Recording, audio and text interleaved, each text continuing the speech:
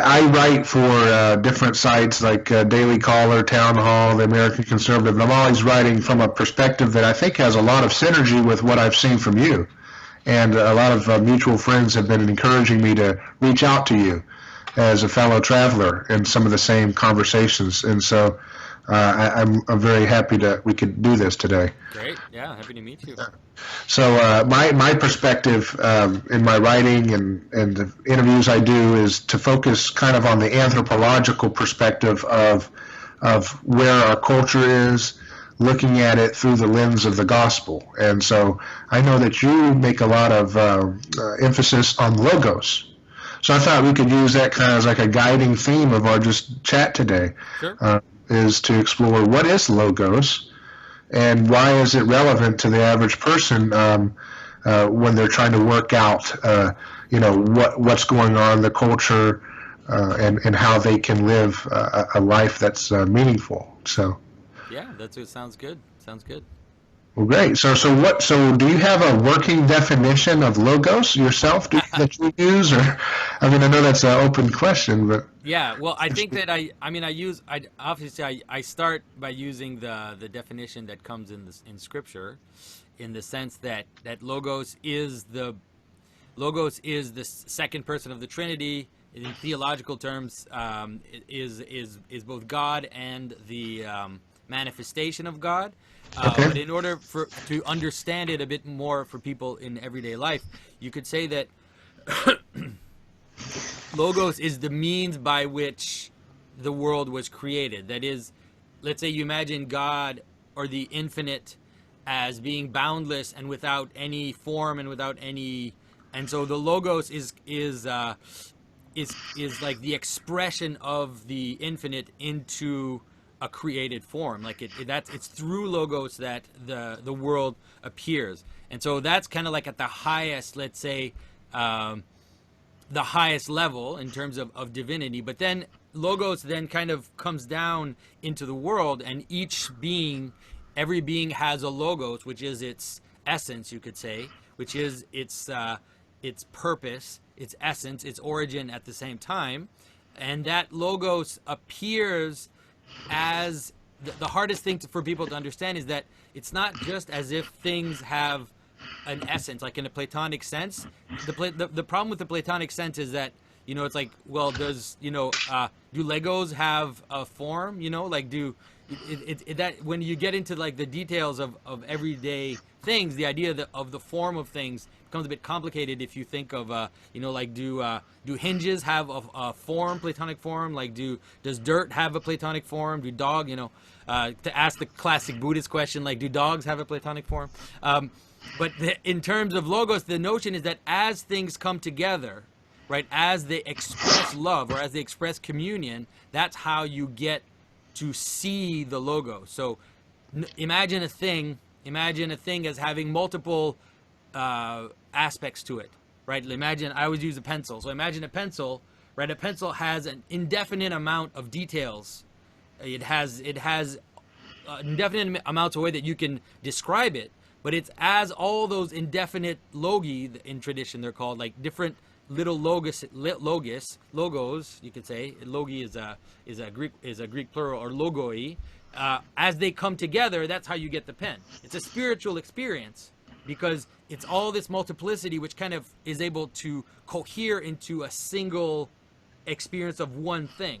And so, it's like the world exists. You can imagine the world existing as this primordial chaos like God created at the beginning. There's a field. It's a field of indefinite possibility, right? The idea that things are separate isn't obvious in itself. It becomes obvious when we engage with it, and then we can, like our consciousness and our engagement with it as images of God, we participate in things appearing as having distinct identities. And that process of kind of engaging with the world is the way that logos manifests itself in the world.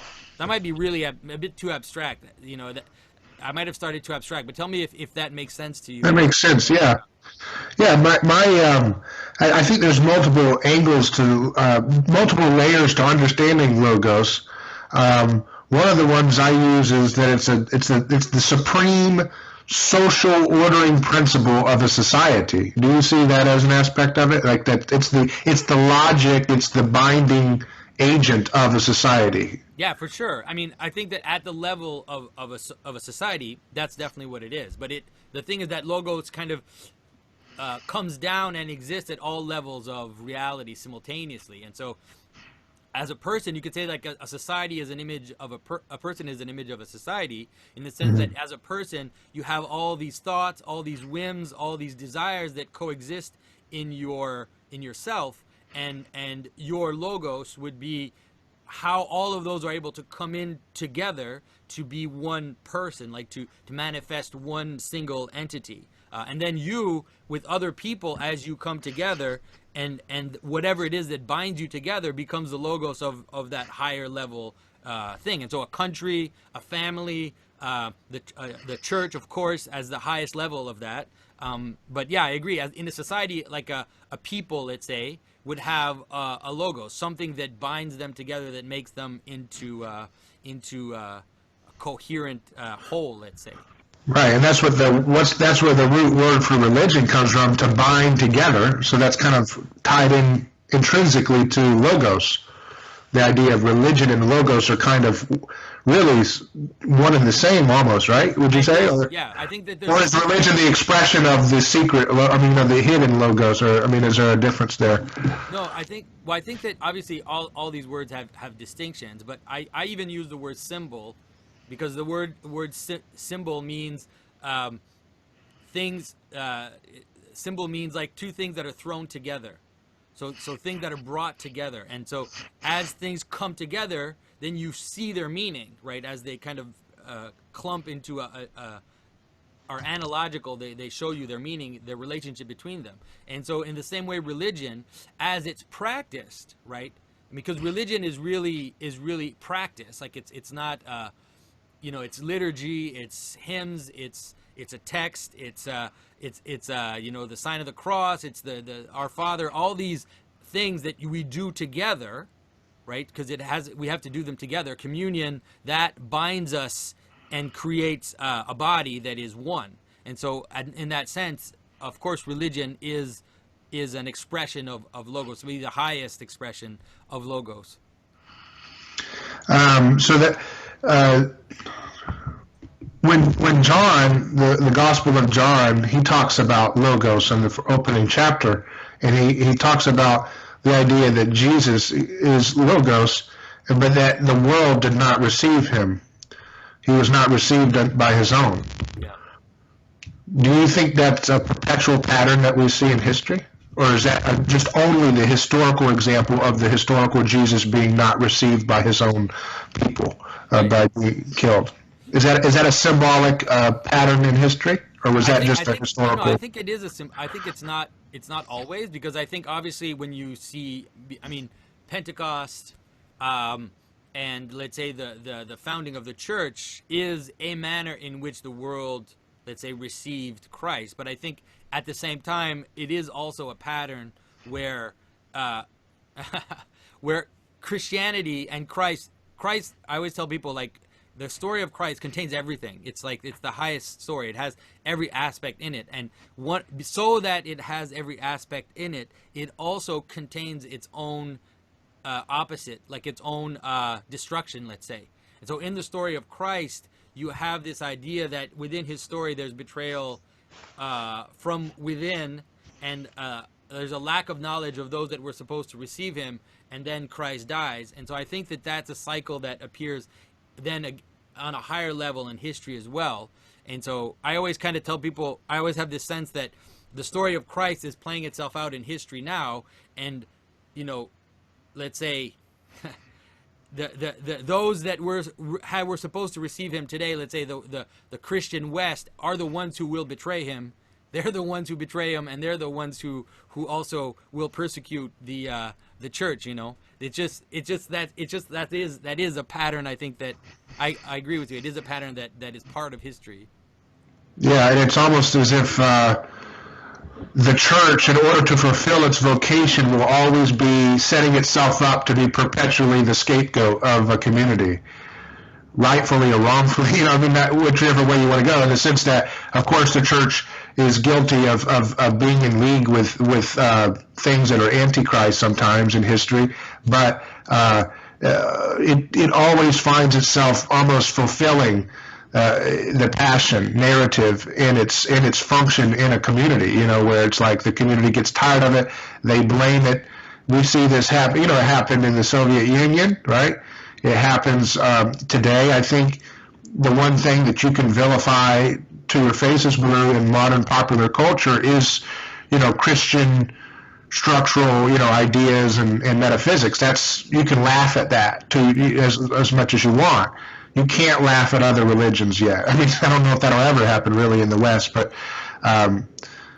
so it's like I agree. I think that we're definitely living in a very strong moment of Antichrist, especially right now in North America and in Europe. I would say Western Europe there really is this manifestation of the spirit of Antichrist, for sure. But like I said, it's a very strange mystery, that whole idea.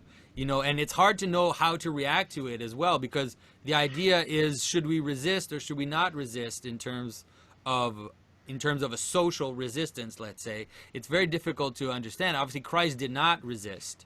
Yeah, it is hard. But then at the same time, you see Christ being vilified, and you think, okay, I can defend Christ, and so it's difficult. I think that it's a really tricky thing. I always tell people to remember the fact that Christ chose Judas. It's very weird. I mean, Christ chose Judas knowing that Judas would betray him. Christ, baptized. He was baptized.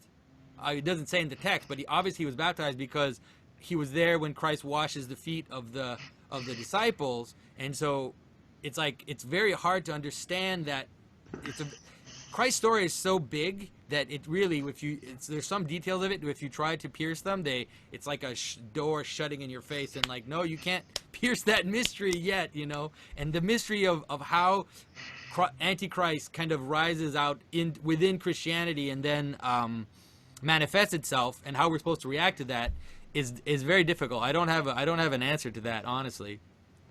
What do you think of what Jesus was referring to when he said, I'm here to reveal things hidden since the foundation of the world? Do you have any take on that? Yeah, I think so. I think that may be a way to also understand what's happening around us. I think that Christianity was there, like you said, to reveal things to the world, but the good and the bad. And I think that that's what we're seeing. It's as if the highest mysteries were revealed in Christ, but then the story of Christianity is also revealing all the underbelly of what a person is. And today, it's like with let's say the spirit of Antichrist kind of coming up, let's say in the last few centuries, we really see around us like every single proclivity, every single horrible thing you can imagine in terms of violence, in terms of torture, in terms of sexual perversion. Everything is like bubbling up and for the whole world to see. So I think that it's part of the Christian story. It's hard to deal with, and it's hard to understand exactly how it's all going to resolve itself. And I think that it is Christ told us that's what he was going to do, and so when we see it happening, it's like, well, he said it would happen. Right, and Christianity, I say, is like it's taking the training wheels off of history, of humanity. It's another way to say it is, it's, if you're playing bowling, it's taking the bumpers off of the bowling. So you got to make it, or you're going to fall in the gutter as a species. Yeah. And I think Paul refers to that concept when he says, you guys have been fed the baby food of sacrificial, religion, and I'm here to give you meat, for grown-ups. So that's what Christianity is. It's kind of like it's maturation. It's growing up as a species. And as you grow up, you're going to lose your innocence about the ignorant behavior you had in the past. And I think even the text, it hints at that. Remember, there's some passages where Paul says that God kind of looked past your ignorance in the past, but now you got to grow up. Remember, I think he says it on Mars Hill when he's confronting the Roman thinkers. Remember that? He says, it says he winked or looked past your ignorance in days past, but now you have the revelation to you. Yeah, and you've got to deal with it. For sure, Christianity is a double-edged sword, and Christ is presented as a double-edged sword. It's as if it's shown us, it's opened up this story to us, and this new possible way of living, but it's also to our own, it's to our own rising, but to our own falling. And then Christ says it himself, says, I am for the raising up and falling of many, in the world. And so I think that, and also, I mean, Christ even told us, he said that he gives this idea of the wheat and the tares growing up together, and how you can't, it's like he's going to make those two things grow up at the same time, and you can't disentangle them.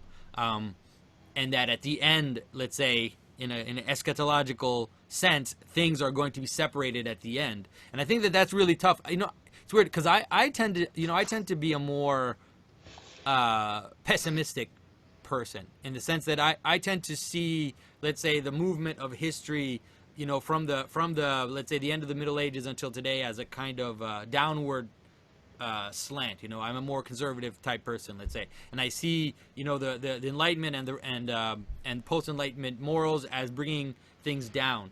But then a friend of mine who's more liberal minded and really provoked me with that, and he said, okay, he's like, but what about the extinction of slavery? What about that? Like, what about the fact that we live right now in North America in terms of the way we treat our neighbors, still probably the safest and the most kind of forthright way that any society has ever seen. And so I thought, well, I can't totally deny that. There's something about that that's true. And then that image of the wheat and the tares growing up together is what kind of struck me, is that actually those two things are happening at the same time. There's some aspects of our world which are actually how many people are dying in the streets in North America of hunger? Like, there are probably a lot more people dying in the streets of hunger, even, like in Constantinople in the height of the Byzantine Empire, or let's say, when the Frankish kings were at their height, And so there's something to say about that. It's for real.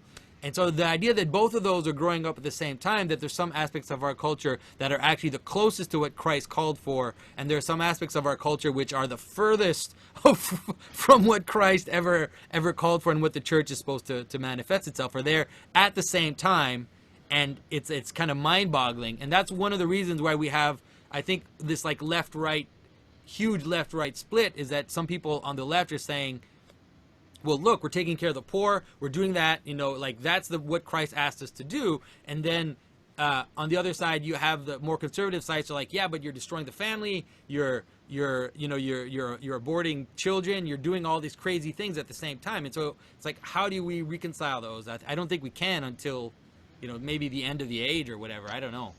Right. So it's like a perpetual détente between goodness and evil. The idea that there's a perpetual escalation of, we're at the best we could possibly be, but we're also at the worst we could possibly be. And that capacity is always up to us as a species what we're going to choose. There is demonstrable improvement. We don't go to the Roman Colosseums anymore and watch people torn to pieces and laugh and cheer. That's just not a thing. It's been gone for a while. That's a demonstrable improvement. Now we have simulated football, simulated violence. Yeah. Where the greatest scandal is, we got to make sure that they treat their spouses correctly. That's a big problem in the NFL. And I ask people, do you think Roman gladiators, there was a scandal that if they even treated their girlfriends badly? No. No. That's not even a thing, right? So and then the other issue that's a big scandal in the NFL is, of course, the issue of concussions. And I ask people, do you think the Roman citizens were worried about the gladiators getting concussions? No, because they knew they're going to die. They had a little moment of glory before they got cut by the next gladiator. I'm worried that they did get enough concussions, because it means they didn't suffer enough for their murder. That's part of the whole fun, right, for them. And then the other thing that you think about that's a scandal with football, because it's a good touchstone, to see, look at gladiators, look at here, is the flag controversy here in America, where, the flag represents what, Caesar would come into the Colosseum and everybody would stand and there was a parade. Yeah. Now we just do a flag instead of a real Caesar. And, it doesn't unite anymore. Can you imagine like half the stadium protesting Caesar's entrance into the Colosseum? I mean, there's no way. Yeah, they would have been thrown to the line if they did that. Eh, That would have happened. So you see that like the old structural violence structure of civilization is really falling apart, and I think it's demonstrably Christians. It's demonstrably the work of the gospel that has led to that subversive revolution against the power structures of sacrifice that the Colosseum represented back then. Mm-hmm. And today we have still vestiges of that violent logic of society, but it is kind of it's being defanged slowly in fits and starts. Yeah. Well, you can see, if you want to see the difference between the Christians and the non-Christians, you can see what happened when Constantine converted to Christianity. Very soon, I don't know if it's Constantine himself or one of his sons who outlawed gladiatorial combat, and Right. then what they instigated instead was kind of bringing about the chariot races as being the central sport of the Roman Empire. And so in Constantinople, you know, the chariot racing arena was, I think it could house like 100,000 people. It was insanely huge, and people would it would be like sports today. People would actually fight. Different teams would fight. The fans would fight each other, and like they would cause riots and stuff. So it was kind of like today, but at least, like you said, the competition aspect was still there, but the sacrificial aspect was gone. So you don't see Constantine as the original sin of the church, do you? You don't see that as... Yeah, I mean, there's a split in that within Christianity. I know, but okay, that's right. I didn't know he was a saint. I should have remembered that. But the thing that there is a iffy saints. So there are some iffy saints. Like we have to understand that hagiography, or the making of saints, sometimes it's someone described it to me in a really powerful way. They said it's walking backwards with a blanket to cover the nakedness of our fathers. And so there is a part of hagiography which does kind of, I mean, Constantine was not, I mean, he did some pretty horrible stuff, but I think that in general he's viewed very positively I think he's a positive figure.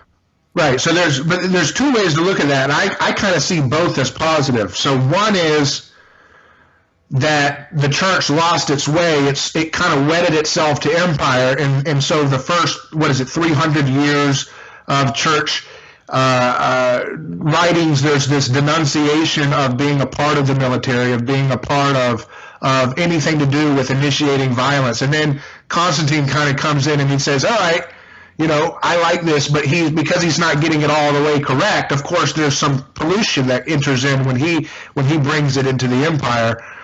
But at the same time, there was, like you just mentioned, demonstrable improvement because of Christianity replacing paganism as the official religion. So there's kind of a paradox there, like it's good and bad. There's good. We did lose something of our innocence, of the purity of the text, I would say, and becoming wedded to a structural, empire that's built on some pagan roots. But at the same time, it was a demonstrable improvement from where we were. If we just said no, we're never gonna engage the political stuff. We're just gonna stay and become a little perpetually scapegoated little community. No, I mean there was a balance. It's a paradox to me. Right. Well, it depends how you see it. You don't necessarily have to see it as a paradox. I mean, here's a way that you can see it. It's there. It's, how can I say this? It's part of the.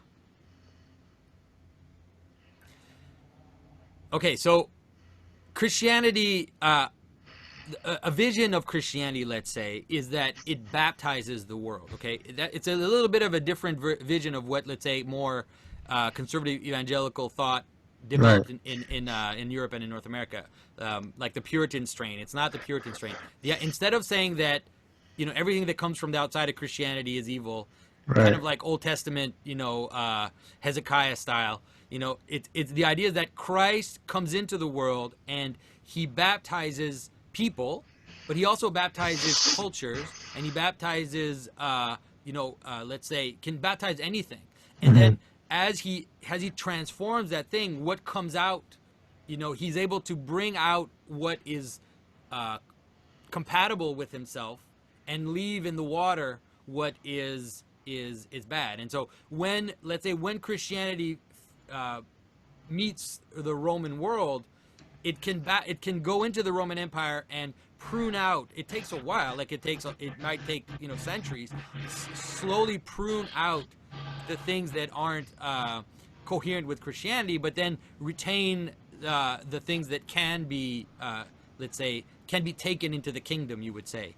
And so one of the things that happens, for example, with let's say the first few centuries, you have a more radical approach, let's say, to the gospel, but also a very limited approach. Then Constantine converts.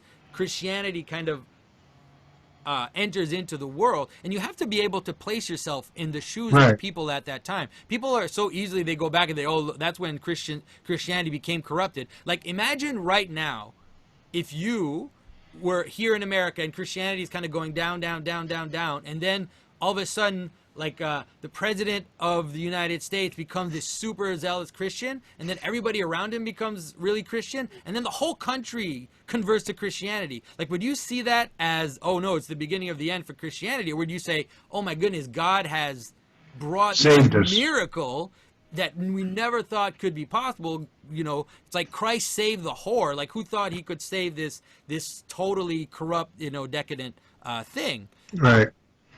And so Constantine converts, and also people don't understand what happened too. When Constantine converted, he changed the capital to Constantinople because he was struggling to deal with, like, the let's say the paganism that was there in the Senate in Rome. And in Constantinople, there were no temples to the old other gods. There were just churches, and he basically created a Christian city. So it was like a and I'm sure some people saw it as almost like the New Jerusalem that's appearing on earth. Like, this, how is it possible within, a few decades for this new city to appear, like a Christian city to appear? So you kind of have to be able to put yourself in the shoes of the people who are experiencing this crazy transformation of the empire. And so, but like I said, at the same time, the wheat still grew with the tares, and obviously Okay, so then the other thing I wanted to say is that when Constantine did that, one of the things that happened almost immediately is the beginning of monasticism. And so the monastics grew up as preserving, let's say, the more intense and more pure version of Christianity, but also the type of Christianity which could speak truth to empire. And then the monks would criticize the empire, criticize be like the more prophetic voice, let's say, in Christianity, to act as a counterweight to the King David figure which Constantine kind of represented. I don't know if that makes sense. Yeah, so they were like the talk radio. Something like that. With a more fasting though. More fasting and everybody in talk radio is a little big these days. I mean, it makes sense to me. I just think there's always that creative tension between the holiness aspect of Christianity, let's get it done now, let's not compromise, versus the incrementalists that say, hey, I mean, what are you going to do? I mean, we're doing this is better. I mean, it's a blessing that this empire that was torturing Christians stopped. Yeah. You shouldn't complain about that, and you shouldn't assume that they're going to get it all perfectly right when they're working their salvation out with not nearly as much historical hindsight as we have, because there's a tension there. Like when I think about John Calvin, when he was burning Severitus or whatever at the stake for denying he had a different view of the Trinity, right? And now he didn't want him to be burned at the stake. He wanted him to be, I think, beheaded, but they went ahead and they burned him at the stake for having a different aspect of the Trinity in his teaching.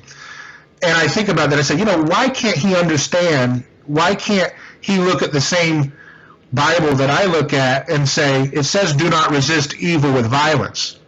But you got to understand that we have a hindsight of a lot more Christian trial and error and, debate and discussion and insight to come from than someone like John Calvin, when he's working out his understanding that if he lets this guy teach heresy, it's going to, send people into eternal damnation. So he feels like he can justify, basically ignoring Jesus's commandment to not resist evil with violence, and he can support killing another person for an idea that's wrong, Yeah.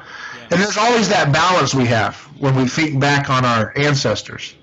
Yeah, I mean, I don't know if it's insight, or I don't know if it's really insight, or if it's just power. I think that when something, no matter what it is, comes into power, there are people, and there are, let's say, patterns which manifest themselves, which will justify using violence. It's like now, in terms of the narrative, like the let's say the mainstream narrative, let's say the left has control of the mainstream narrative of society, and then they're saying, well, no, it's fine to punch Nazis. Right. It's like the people in the, would the hippies in the 60s, would they have said that? Like, maybe some of them would. The idea is that when something has power, it will attract people and patterns which will inevitably manifest the power. The reason why Christians today aren't some Christians today aren't, let's say, burning heretics or putting them in prison or whatever, is just because we've lost power. And maybe that's a good thing. Maybe that's a good thing. If we had power, the same thing would happen again. Just like as the left gains power, it's going to do the same to their enemies, because that's just how human beings are. Human beings will tend to use institutional power to implement violence against those that aren't in agreement with that institution. But isn't there something curious about the Christian conception of society that makes us more alien to violent-based conceptions of? Well, yeah. Well, the great thing about, let's say, the positive aspect of Christianity is that, for example, it's Christians who criticize the Inquisition, right? It's Christians who criticize the moments in history when the church kind of became tyrannical and started to execute people who didn't agree with it. It's Christians who criticize the Albigensian Crusade. It's Christians who criticize the Crusaders taking Constantinople. So within Christianity, there's a process by which some people will act, excessively out of power, but then others within the church will be the ones to criticize that action. Whereas in the Soviet Union, for example, there was no room for anybody within the system to criticize how the system was acting. And so that's the problem, let's say, if like the extreme left gains power, becomes the homogeneous power, there will be no one inside that faction that will be there to criticize, the acts of violence. It's going to, the same thing with the Nazis. Like, there's no one in the Nazi party there to criticize the Nazis. That is the advantage of Christianity. That Christianity has a mechanism within itself, with the words of Christ and with the words of the saints, to counter the moments when it becomes tyrannical. René Girard, the French anthropologist, I don't know if you're familiar with him, but he said there's two conceptions of logos that we had to deal with in our society, and one is, he would say, like the Heraclitean logos, or from what was conceived of in the Greek culture, which is the divine social ordering principle that rules in the way that mythology-based societies always had ruled, with a logic that was kind of, there was a continuity there. And he said that the Christian logos, the logos depicted in the Gospel of John, always got, in Western society, we always wanted to kind of subsume it under the older logos of, or not older in the real sense, but older, in the sense of world history, of culture. But he said there should be a distinction that we should make, that there is some similarity and continuity, but that the Christian logos is always eternally expelled.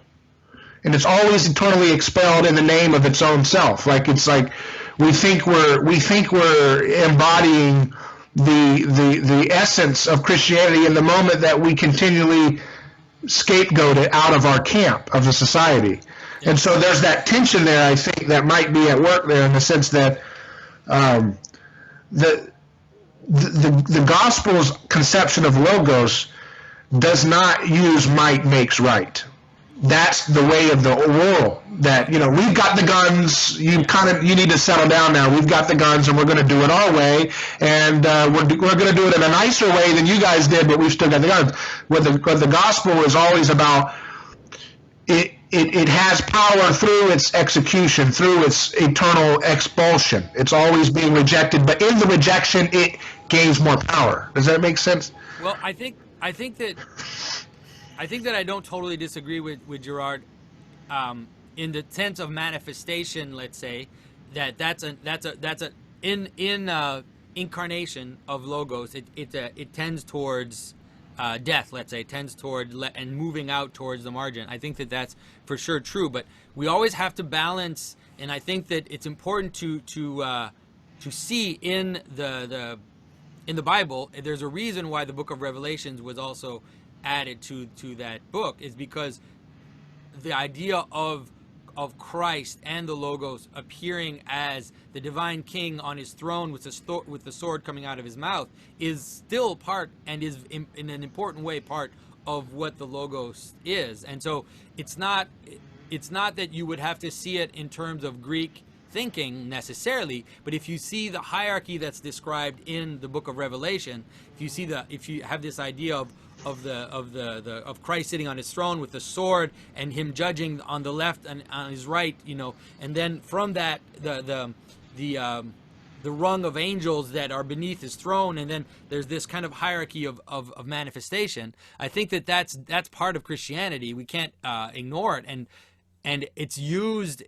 That aspect of Christianity is maybe more present in the Orthodox world, for sure, in terms of the way that art is made and the way that architecture was developed, in terms of this reinstating of a hierarchy. But I always tell people, like, the thing about Christ, which is amazing, and the thing about the crucifixion, which is amazing, is that Christ is both that figure of like the Son of Man sitting on the throne, and this manifestation of a glorious God, but also coming all the way down and being the scapegoat at the same time, right? So those two images coexisting together at the same time. I think that's a really important understanding. I wrote an article about that, about how Christ is both the judge, the ultimate judge, and the scapegoated victim at the same time, and that's why he encompasses all of reality.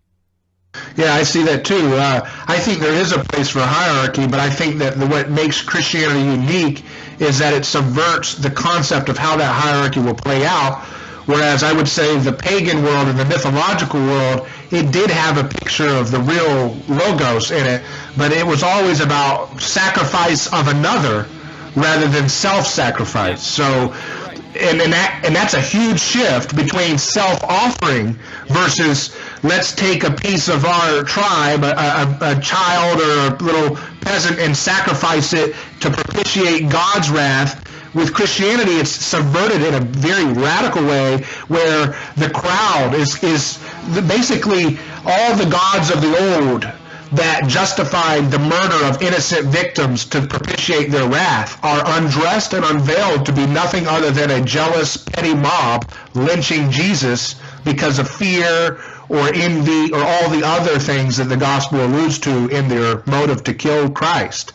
So it's almost like it's like a Wizard of Oz moment when you come to the Passion, because up until this point, mythology always showed that dying and rising arc in their stories, but they always projected it into the sky, and they always turned it into kind of a mystical, supernatural experience of gods striking other gods, and with the Passion, it's gritty realism. It's like an eyewitness report, and it's the same pattern of all mythology before it, but it subverts it. It's like taking the camera out of the hands of the persecuting collective and putting it into the hands of the person that they're killing.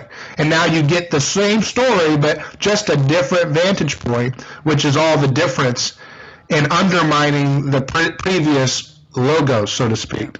Does that make sense? Well, it makes sense, but I think that really I think that we really have to be careful not to replace one with the other, and I think that might be the temptation. I think that what we have to see it as what Christ is uniting opposites. Christ uniting heaven and earth, and so Christ uniting God with the scapegoat. And so this idea that it's not that the scapegoat takes on ultimate meaning, right, as it in itself, but it's that it becomes it really is like it's as if the whole, this image that St. Paul uses about gathering everything, gathering the entire cosmos, and then kind of bringing it up to God through Christ. And I think it's like Christ goes to the edge of the world. And so the image that's emphasized in the Orthodox tradition of him going down into Hades and then bringing everybody out of Hades is that same image. It's like he's uniting himself. He united himself to death in order to save us from death.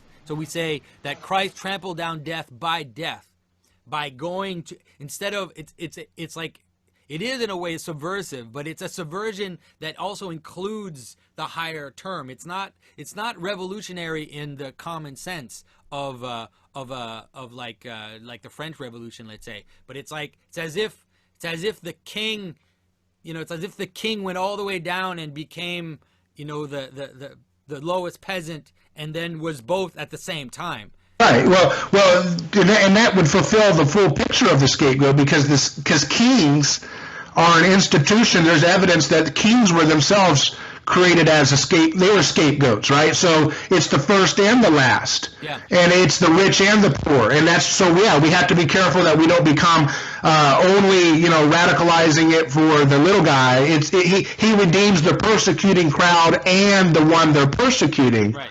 Yeah. And I think that full picture has to be taken care of, lest we fall into the heresy of the modern left, which is all about, I call it revenge of the nerds Christianity. It's, it's like, we've got it, now let's get everybody who was always giving us a hard time. And it's like, no, that's like the sacrificial lamb with a machine gun like Rambo. It's like, no.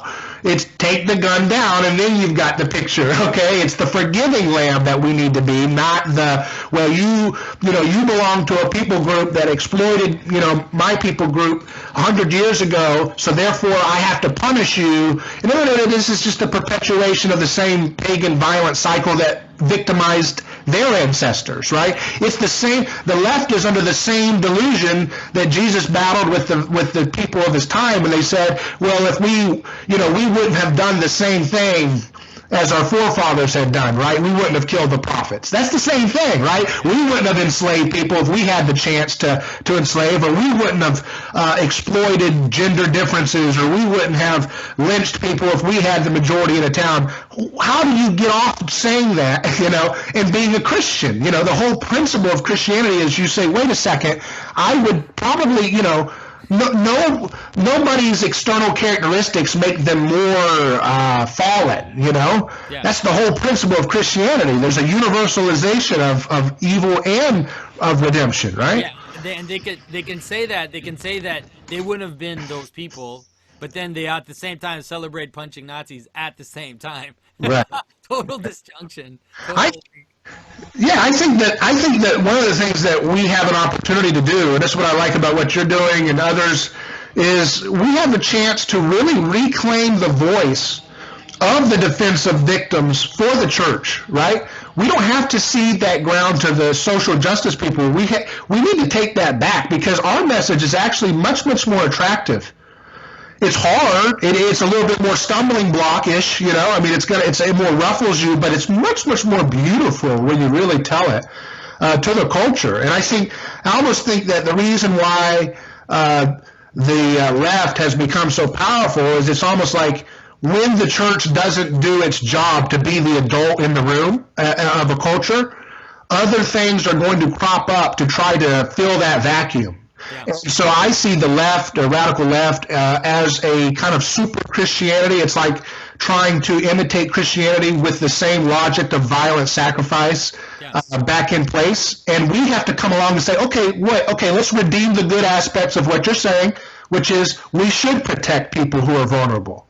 But let's not do it with vengeance. Let's protect them and also stop the cycle so it doesn't perpetuate. Yeah, and one of the difference, like a lot of people have tried to compare social justice with, let's say, prophetic speaking and the prophetic voice, and I think that there's a difficulty with that, and the difficulty is that when the prophet comes, and when Christ comes, he always puts emphasis on responsibility. So when the prophet comes, he goes to the king and says, "Hey, king, you're not taking care of your poor. You're not taking care of your widows. Straighten up, because that's your job. You're the king. You have a responsibility towards those that are downtrodden." When the social justice type person comes, they go to the poor and the needy and they say, "It's your right to have this and that and that and that. Rise up, and start and go break down the doors of the palace." And it's like, that's not the prophetic voice. There is no prophet in the Bible, and Christ himself doesn't come to tell people to engage in revolution. I mean, Christ came at a very shaky time when the Roman Empire was basically abusing the people of Israel, and they had a tendency to even commit sacrilege in the temple. But Christ doesn't come and say, "Rise up against the Romans." Right. Maybe that's even what people had expected their Messiah to do. He's saying no. He's looking at the leaders in the Jewish people, the Pharisees and the scribes and the priests, and he's saying, "You're hypocrites. Get your act together. Take care of your poor. Take care of your widows. Do that. It's your responsibility." And that's a real big difference. And I think that's the aspect that we need to emphasize, is to tell the people in the church, it's like, okay, you don't like, let's say, the social justice types, but like, how are you helping the poor? How are you helping those in need? How are you helping the single mothers that decided not to abort the children? All those criticisms that are actually justified coming from the left. But the solution isn't to like empower the little people so they can fight the man. Yeah. It's to help. It's to talk to those in leadership to help them engage properly with love towards those that are in need. Right, exactly. Yeah, that's the principle, is we have a better aesthetic for defending the vulnerable, but we do it by not keeping them in perpetual victimization. We say, no, Christ is victor, right? Christus victor. He is the king.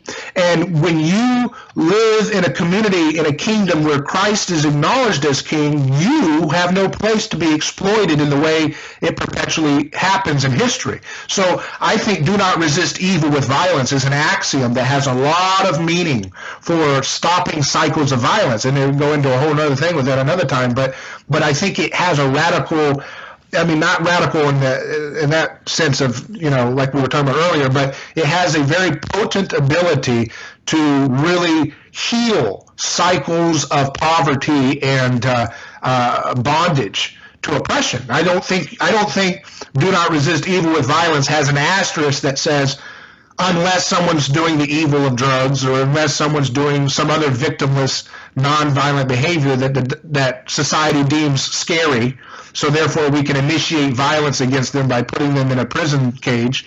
Like I think Christianity practiced more consistently, would actually liberate a lot of people from cycles of oppression and fatherlessness when your parents are in prison because of a nonviolent, victimless crime that your community just throws them away for. I think that would have an ability to really heal a lot of the communities, especially minority communities, who have been felt like they're always thrown scraps by society, that it's a rigged game. Like I think Christianity, if we lived it out, would unrig a lot of that game, and you wouldn't need to have that vengeance, revenge mindset that the left sells. The left basically says Christianity is a sellout. They promised you heaven, they got you nothing but hell and capitalism, and so come with us and we're going to get the job done, right? We're going to stab them. We're going to take the king. We're going to gut them. We're going to gut the patriarchy. We're going to gut it all. That's their thing, right? I mean, they're like down with the patriarchy, down with it all.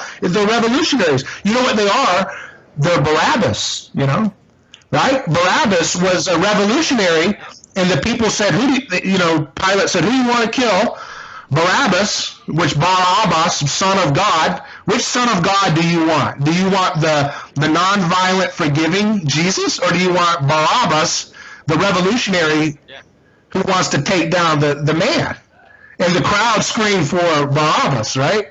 Yeah. And that's where we're at today. Which one do we want, right? I agree. No, I agree that that's for sure what's happening. It's not. Yeah, I agree. Yeah, well, very good. Hey, look, it's been great talking to you. I really enjoyed this discussion. Tell us where we can keep in touch with you. For those who want to stay in touch with your work, I know you're an icon carver, which is really cool. So go ahead and share with us. Okay, so I've got a few things going. I carve icons, so I'm an artist in general. So my website is PageauCarvings.com, so Pageau carvings.com. But I'm also on YouTube now. I'm making videos and I'm doing speaking events to talk about Christian symbolism mostly. And so you can find me on YouTube at Jonathan Pageau.